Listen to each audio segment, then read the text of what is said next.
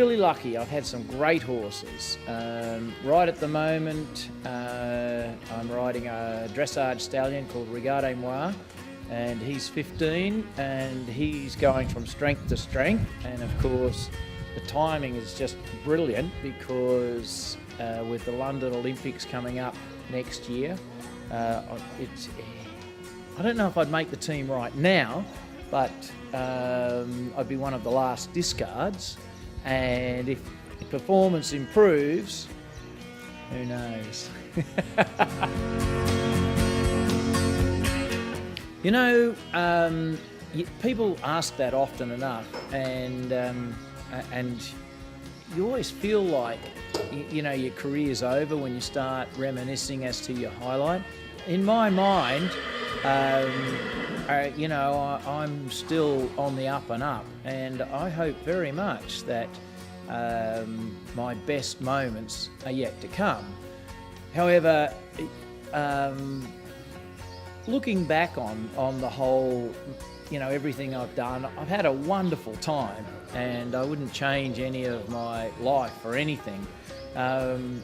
You know, I've been the Australian three-day event champion on 3 different occasions, and I've been the Australian Grand Prix Dressage champion on twice, and ridden for Australia at World Championships and Olympic Games, and I've coached Australian teams at Olympic Games, and I've also been very involved with a lot of young riders who've come up through the ranks, you know, sort of like from scratch. I'm a little bit different to a lot of people in that young riders often make squads, and then they qualify to go to a coach. Where, you know, I have a very different approach to that, and I take kids on that have got dreams, but perhaps to start with no skills, and often they turn up with Rosie and I when they're 17, 18 years of age, and just enthusiasm and dreams. And from there, you know, we've produced gold medalists and Australian coaches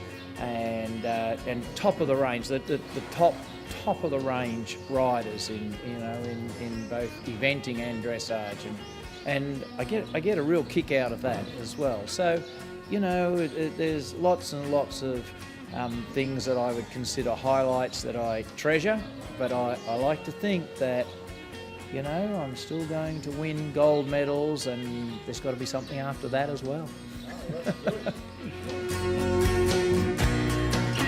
2009, I represented Australia at the World Cup finals in Las Vegas in the US, and on flying home I had a DVT, or as a result of flying home I had a DVT which turned into a stroke.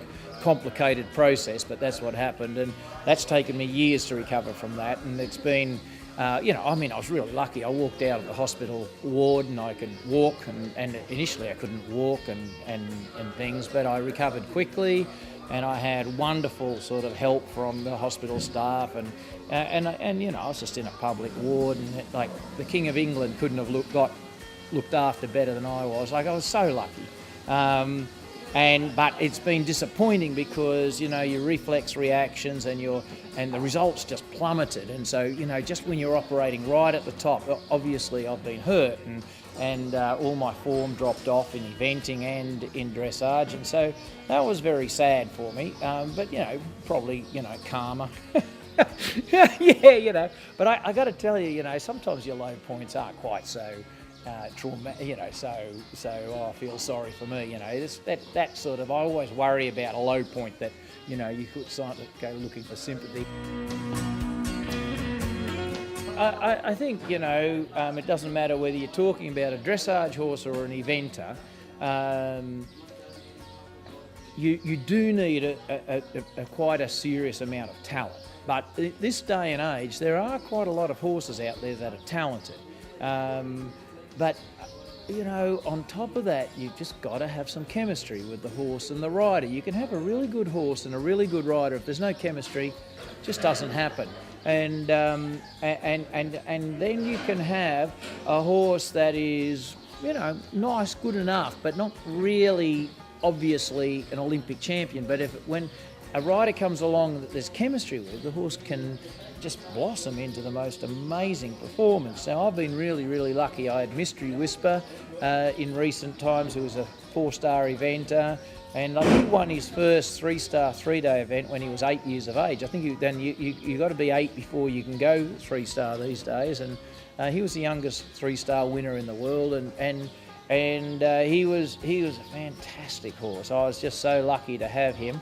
And then, you know, of course, I've got Regardez Moi, and at first glance, Regardez Moi and I, you know, you wouldn't say we're made for each other, because, you know, I'm very sort of aggressive by nature, and I'm really out there, and you know, I'll work hard, but Regardez Moi is like, he's a stallion. He should be, you know, macho, but he's not. He's an artiste, and he's very easily offended. And, you know, with me, I'm a bit more of a football fan than a meat pie and tomato sauce guy. And I'm going, excuse me, you're offended? Listen, just pull your finger out and get on with it. And well, that's not the way you ride Regardez Moi. And, you know, right at the top in the Grand Prix, you know, he's all about confidence and the fact that he'll reach out and go to zones that very few, if anyone else will go into. Like at elite performances, you're in zones that very few people will sort of perform in and reach out to even acknowledge those zones. So to get a horse to do that, it's a very special. Well, you know, Regardez Moi has taught me a lot, and in so doing, he's still been a wonderful partner, you know, and so I think the most important thing is that the horse and the rider have chemistry, and you know, it becomes a partnership. You know, it's hard to say what you wouldn't accept in a horse, because the horse is too small. As long as he's tall enough to compete in the international classes, that has nothing to do with it, other than aesthetics or your own ego. But, you know, I mean, ego is a bit of emotional luggage, and will stop you from performing at the top. You've got to shed that sort of thing. If the horse has got spots on it, you know, doesn't matter. Good horse is a good horse. If the horse is carrying Welsh mountain pony blood or Connemara blood, so a good horse is a good horse. So I would like to think that with me, you know, he's just got to be big enough to cope with my size and compete officially.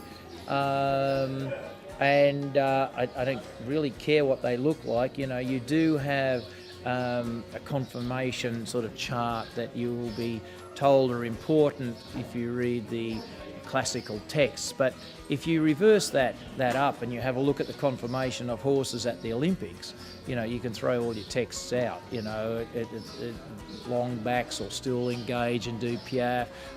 Horses that are jumping can have straight hocks or crooked hocks. You'll have quando for Christy Oatley. Nist has front feet that just turn straight out. I've never seen anything like it. It's like a duck, and he's just a fantastic horse. And you know, and yeah, you name it. Conformation faults that are supposedly detrimental, in most cases you'll find them at the Olympics performing brilliantly. You know, I think you've got to be really careful about conformation. And you know, club feet, people will tell you how terrible it is, and go to the Olympics and you'll find them. Yeah, I think there's, you know, you've got to be involved with management. I don't think there's any such thing as a sound horse. Just like for a human athlete at the Olympics, they're all carrying an injury or two or hundreds, and you know, management's a part of the deal. So there is no restriction for me when I'm looking for a good horse, for me or for the kids that I am responsible for sort of nurturing down the pathway to the Olympics. We're just interested in a good horse, and we pray and pray that we're going to be insightful enough to recognise it when it comes in front of us, and I always recognise they can be way out of left field.